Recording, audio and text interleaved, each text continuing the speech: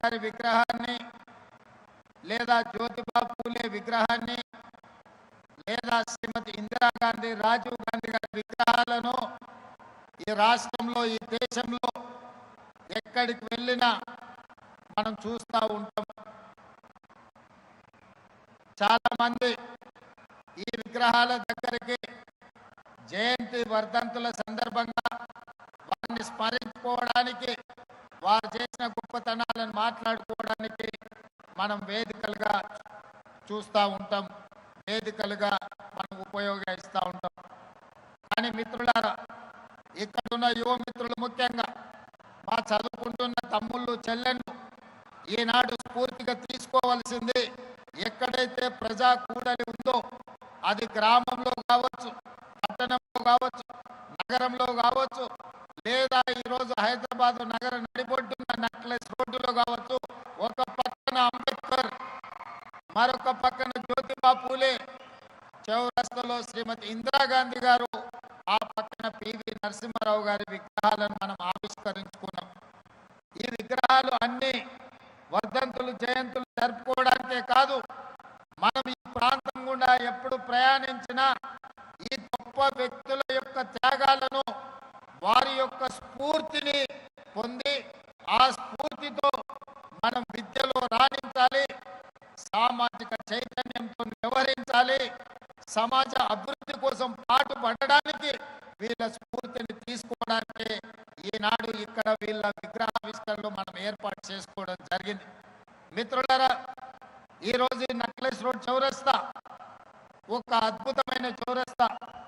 ఇక్కడికి వస్తే కష్టాలలో ఉన్న, సమస్యలలో ఉన్న ఈ చౌరస్తాలో నిలబడితే నిలువెత్తు విగ్రహం డాక్టర్ బాబాసాహెబ్ అంబేద్కర్ అట్టడుగు వర్గాల నుంచి, సమాజ నిర్లక్ష్యాన్ని నుంచి ఈ రోజు ఆకాశమంత ఎత్తుకెదిగిన డాక్టర్ బాబాసాహెబ్ అంబేద్కర్ ఈ రోజు రాజ్యాంగాన్ని ఇవ్వడమే కాదు, ఓటు హక్కునివ్వడం ద్వారా ఓటునే ఆయుధంగా పాలకులను ఎన్నుకోవడానికి, క్రమశిక్షణ తప్పిన పాలకులను శిక్షించడానికి ఈనాడు ఓటు హక్కు అందించిన గొప్ప ప్రదాత డాక్టర్ బాబాసాహెబ్ అంబేద్కర్ గారు ఇక్కడ ఆవిష్కరించబడ్డారు. అదేవిధంగా సమాజంలో అంటరానితనం, ఆకలి కేకలు, నిరక్షరాస్యత, మూఢ నమ్మకాలు ఆనాటి కాలంలో అసలు చదువు అనేదే అందని సమయం, మహిళా చదువు అనేది ఆలోచనకు ఊహ కూడా అందని సందర్భం. 150-160 సంవత్సరాల క్రితం ఆనాడు జ్యోతిబా పూలే మనలో చైతన్యం రావాలి అని అంటే, మన బతుకులు బాగుపడాలి, మన తలరాత మారాలి అంటే చదువు ఒక్కటే ఆయుధంగా మారాలి. చదువుకున్న వాడు ఆదర్శ పురుషుడుగా రాణిస్తాడు, ఆదర్శ మహిళగా రాణిస్తాడని గుర్తించి 150-160 సంవత్సరాల క్రితం తను చదువుకోవడమే కాదు, తన సతీమణిని కూడా చదివించడం ద్వారా మహిళకు చదువు ఎంత ముఖ్యమో జ్యోతిబా పూలే మనకు ఒక ఆదర్శ ప్రాయుడుగా నిలబడ్డాడు. 136 సంవత్సరాల క్రితం మరణించిన ఈనాడు కూడా ఈ తరం మనం వారిని ఆదర్శ పురుషుడిగా భావిస్తున్నామంటే సమాజంలో వారు తీసుకొచ్చిన సామాజిక విప్లవాన్ని ఈరోజు మనం గుర్తు చేసుకుంటున్నామంటే ఆయన ఆలోచన ఎంత ముందస్తుగా, ఎంత గొప్పగా వారు ఆలోచన చేసిండ్రో ఇవాళ మనం అర్థం చేసుకోవాల్సిన అవసరం ఉన్నది. అందుకే మిత్రులారా, ఆనాడు జ్యోతిబా పూలే చెప్పిందే 136 సంవత్సరాల తర్వాత ఈరోజు ప్రజాపాలనలో ఇందిరమ్మ రాజ్యంలో మేము అదే విధానాన్ని, అదే ఆలోచనని ఈరోజు కొనసాగిస్తున్నాం.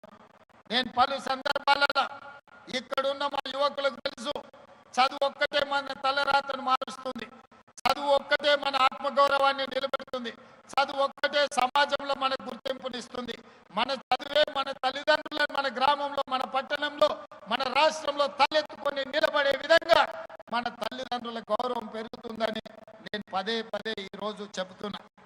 ఈనాడు మన ప్రభుత్వం వచ్చిన తర్వాతనే వివక్షకు లోనైన, సమాజంలో విభజన కావించబడ్డ కులాల విభజనను ఈరోజు కులాల నిర్మూలన చెయ్యాలి అని అంటే, సామాజిక చైతన్యం తీసుకురావాలి అని అంటే బీసీ కులాలు వేరు, ఎస్సీ కులాలు వేరు, ఎస్టీ కులాలు వేరు, మైనారిటీ కులాలు వేరు వేరుగా రెసిడెన్షియల్ స్కూళ్ళల్లో చదువుకోవడం కాదు, అందరు కలిసి కట్టుగా ఉన్నత వర్గాలతో సహా ఒకే దగ్గర చదువుకోవడం ద్వారా, ఒకే దగ్గర కూర్చొని తినడం ద్వారా, కలిసి జీవించడం ద్వారా కుల వ్యవస్థను నిర్మూలించవచ్చని ఈరోజు యంగ్ ఇండియా రెసిడెన్షియల్ స్కూల్స్ ని ఒక విప్లవాత్మకమైన మార్పుని ఈరోజు తెలంగాణ రాష్ట్ర ప్రభుత్వం తీసుకొచ్చింది.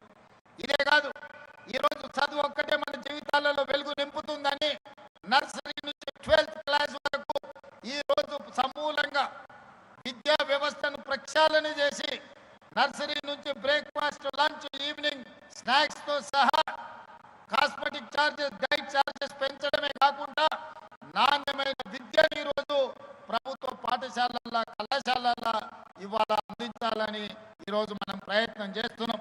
పెద్దల ఆర్ కృష్ణయ్య గారు చెప్పారు ఫీజు రియంబర్స్మెంట్ గురించి. గతంలో జరిగిన